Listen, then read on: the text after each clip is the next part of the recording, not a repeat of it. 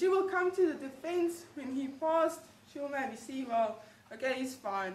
And she'll start showing us that she likes him. She'll send more, like Byron did. She'll start calling him in a giggling sort of laughter, so we know, well, she likes him. Then if he does the same thing, if he comes back there, he rolls around in the grass, he giggles like this, we know, well, it's safe. She's not going to kill him. So we put them, the male in with the female, we give them some privacy, but then we have to be quick enough to rescue him.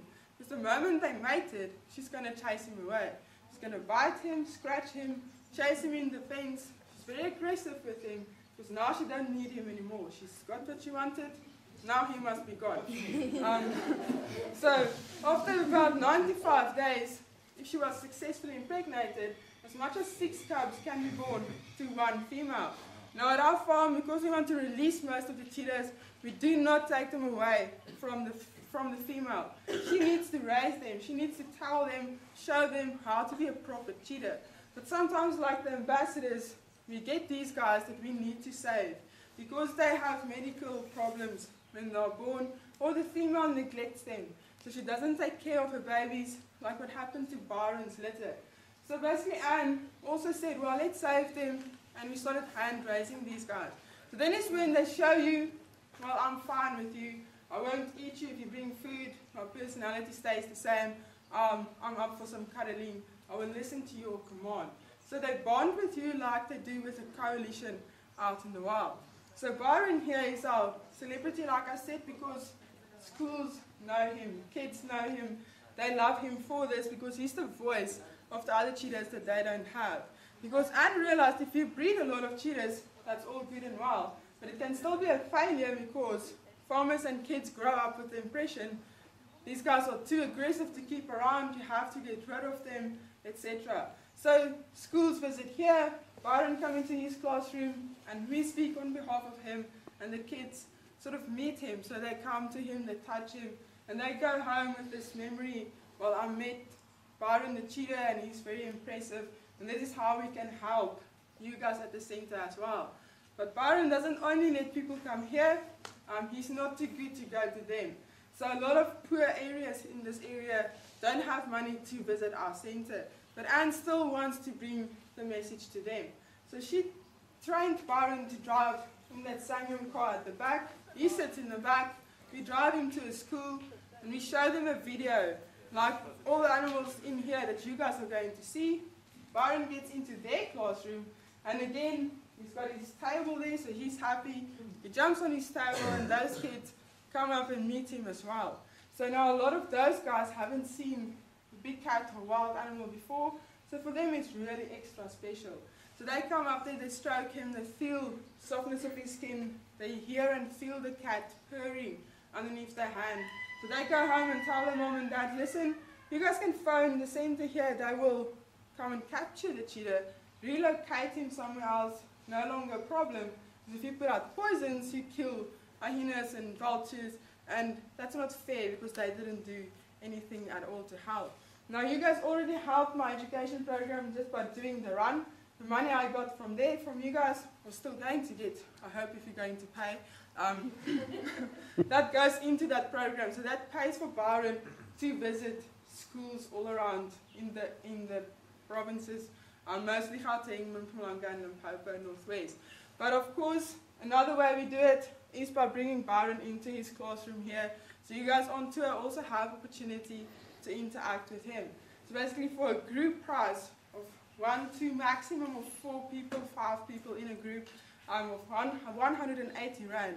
Byron comes in here, you guys go to his table there, you guys spend time with him, you can stroke him, feel him purring, just remember this day that you met Byron.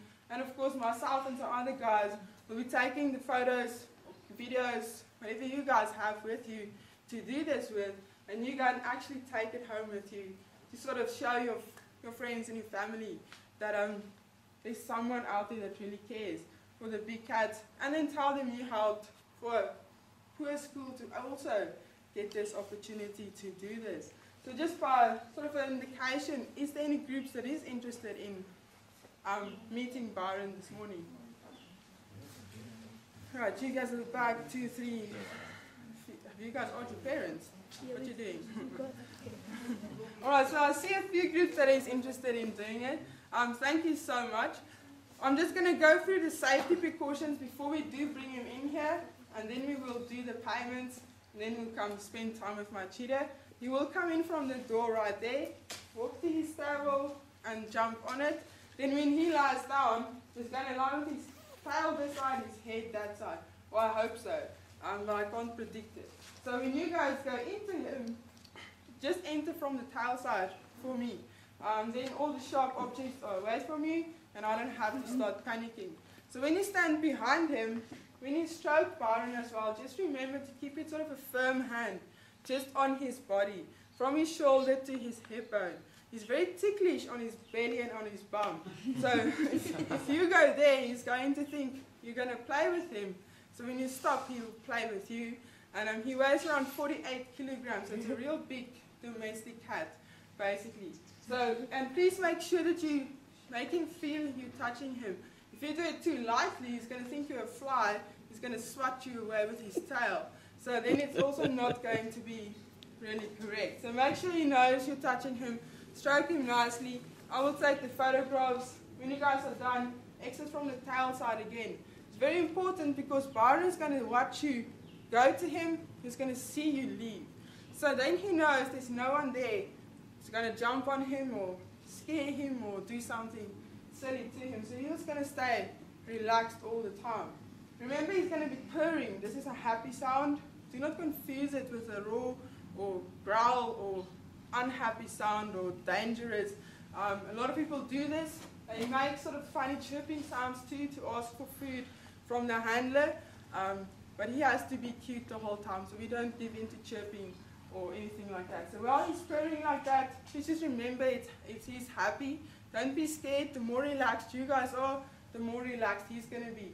Yesterday there was one group where they all went in, and then he made sort of a strange sort of purr sound, and one lady almost ran away. So please do not do this. You're going to scare him. He doesn't know he's supposed to be a big cat. He's used to being around people. So if you're scared, he's going to think in here something really big that scares you.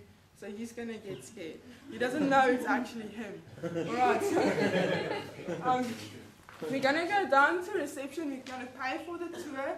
If you guys are doing the photographs, please just tell me so I can give you the ticket for that as well. Then we'll come back here to meet Byron as well. Right, so you guys can come with me.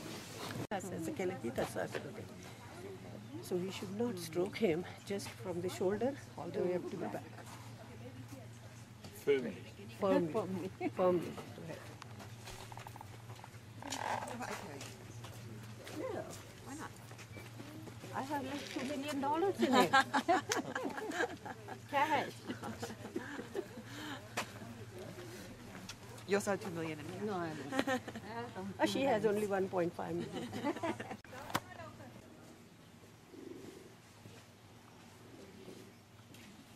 going to have the next group in the middle here who pay.